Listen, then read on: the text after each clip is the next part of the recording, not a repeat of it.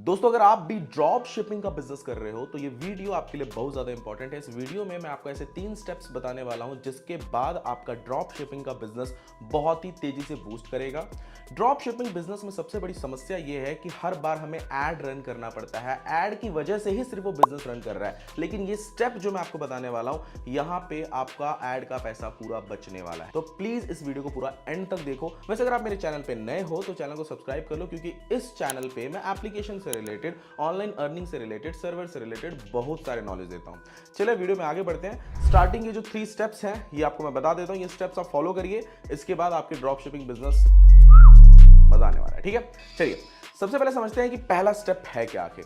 देखो दोस्तों, drop shipping business में सबसे बड़ी समस्या यह है कि आपके पास आपके यूजर का डेटा नहीं रहता। और वो यूजर का डेटा रहता क्यों नहीं है आपके पास? क्योंकि आप वेबसाइट पे अपनी ट्रैफिक को ला रहे हो, वहां पे बस आपने साइन अप वगैरह करा लिया या फिर डायरेक्टली वहां से रिडायरेक्ट कर दिया थर्ड पार्टी वेबसाइट। अब वेबसाइट पे ट्रैफिक को लाना, उसके बाद में यूजर को कंट्रोल करना पॉसिबल नहीं है जितना कि आप ऐप से कर सकते हो। देखो बड़े बड़े बिजनेस ऐप की तरफ क्यों मूव हो रहे हैं, और एक छोटा सा एग्जांपल देके बताता हूं। अगर आपको कुछ खरीदना है, ठीक है, तो आप कहां जाओगे? सबसे पहले अगर आपके दिमाग में कोई बड़ा वेबसाइट आएगा तो पॉसिबिलिटी है Amazon आएगा या फ्लिपकार्ट आएगा। क्यों आ रहा है आपके पास?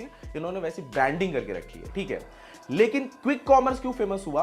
क्योंकि जोमैटो, स्विगी जैसे लोग हमारे एप्लीकेशन बन के हमारे फोन में रह रहे थे और डेली नोटिफिकेशन भेज रहे थे। इतने अट्रैक्टिव नोटिफिकेशन, मतलब उनका एड का पैसा बच गया और उस नोटिफिकेशन की वजह से वो हमारे दिमाग में अपना छाप छोड़ गए हैं। क्यों कर पाए? क्योंकि वो हमारे फोन में इंस्टॉल था। तो मैं आपको बता दूं दोस्तों कि अगर आपको अपना ड्रॉप शिपिंग बिजनेस बूस्ट करना है तो सबसे पहले आपको अपने ड्रॉप शिपिंग बिजनेस का जो आपकी वेबसाइट है उसका एक सुंदर सा ऐप बनाना है। अब ऐप बनाने का मतलब ये नहीं है कि आपने कहीं से भी लिंक, मतलब उस वेबसाइट को जस्ट कनेक्ट कर दिया एप्लीकेशन से, इतना नहीं। प्रॉपर तरीके से एपीआई को कॉल करो और कुछ कस्टम फीचर्स अपने एप्लीकेशन के अंदर रखो जिसके थ्रू आपकी ऑडियंस का पूरा कंट्रोल आपके पास हो। अब ऑडियंस आपकी है, ड्राइव आप कर रहे हो, तो ट्रैफिक तो आपने ला दिया है, लेकिन उनको कंट्रोल करना भी आपका ही। फर्स्ट स्टेप एप्लीकेशन बनाना है, जो कि बहुत ज्यादा इंपॉर्टेंट है, क्योंकि एप्लीकेशन जब बनाओगे तभी बाकी के 2 स्टेप काम आएंगे।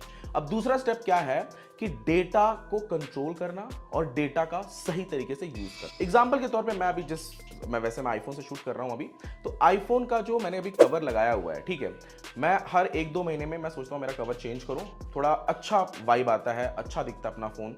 तो अभी अगर आपको ये पता है, हो सकता है ये कवर मैंने ड्रॉप शिपिंग से लिया हो, आपके पास मेरा डेटा है, आपने ऐप बना लिया, आपके पास मेरा डेटा है। अगर आप हर 2 महीने में मुझे नए नए ऑफर्स दिखाओ, नए नए कवर्स दिखाओ, तो देयर आर पॉसिबिलिटीज कि मैं दूसरा कवर खरीद लूंगा, ठीक है। लेकिन अगर आप वेबसाइट पे ये सारी ट्रैफिक कर रहे थे, ड्रॉप शिपिंग वगैरह कर रहे थे, तो वहां पे क्या था कि आपके पास डेटा नहीं था, आप प्रॉपर तरीके से उन कस्टमर के पास नहीं पहुंच पा रहे थे। अगर पहुंच भी रहे थे तो उसके लिए आपका एडवर्टीजमेंट का पैसा लग रहा है। तो अगर आपने ऐप बनाया हुआ है, आपको पता है कि इस कस्टमर ने इस दिन पे कवर लिया हुआ है, ये हर 1-2 महीने बाद अगर हमने इसको कवर दिखाया तो ये वापस से हमारे पास आएगा, यानी कि रिटर्निंग कस्टमर हो रहे हैं आपके पास। ये सब पॉसिबल है एप्लीकेशन में, ये वेबसाइट में पॉसिबल नहीं है। आप ये वेबसाइट से कंट्रोल कर ही नहीं पाओगे। आपको क्या पता है उस टाइम पे जो यूजर खरीदना है, ठीक है, डेट आप उसका डेटाबेस में सेव करा लोगे, लेकिन 2 महीने बाद आप उसे नोटिफिकेशन भेजोगे कैसे? अपने वेबसाइट पे वापस लेकर आना हो सेम ट्रैफिक को, तो आपको एडवर्टीजमेंट करनी पड़ेगी। थर्ड स्टेप में आपका एडवर्टीजमेंट का पैसा बच जा रहा है। थर्ड स्टेप में कैसा आपका एडवर्टीजमेंट का पैसा बच रहा है कि जब आपके पास डेटा हो गया, आपको पता है कि इसको कब क्या कहां बेचना है, तो वहां पे आप क्या कर सकते हो। जैसे मान के चलो मैं एक फोन यूजर हूं, एक एग्जांपल लेके बता रहा हूं, मैंने कवर लिया है, ठीक है, तो आजकल तो जो ये चार्जर्स होते हैं इनके भी कवर्स आ रहे हैं, ठीक है। अगर ये आप मुझे बेचना चाहो तो मेरे को बेच सकते हो। यहां पे क्या आपको प्रमोशन की जरूरत पड़ रही है? नहीं पड़ रही है। तो तीसरा स्टेप है same customer, same data, sell other products related, जो उनके निश से रिलेटेड हो, ठीक है। अगर आप एक फीमेल को आपने कुर्ती बेचा, अगर आपका वो ड्रॉप शिपिंग का बिजनेस है, वो अगर आप बेच रहे हो, तो आपको क्या करना है, same data, same targeted audience है, उनको एक्स्ट्रा उससे रिलेटेड, क्लोथ से रिलेटेड सेल करो, बिकेगा। तो आपको क्या करना है, यहां पे आपका एडवर्टीजमेंट का पूरा पैसा बच जा रहा है, डेटा बस कलेक्ट करना है। शुरू में आप जितना प्रमोशन करना है कर सकते हो, सेम ऑडियंस को अलग रिलेटेड प्रोडक्ट बेच के अपना अच्छा खासा बिजनेस बूस्ट कर सकते हो। बस ये 3 स्टेप आपको कैसे लगे? अगर अच्छे लगे हैं तो अभी तुरंत कॉल करो। कि आपको अपना ड्रॉप शिपिंग का बिजनेस का ऐप नहीं बनवाना है तो तुरंत कॉल करो।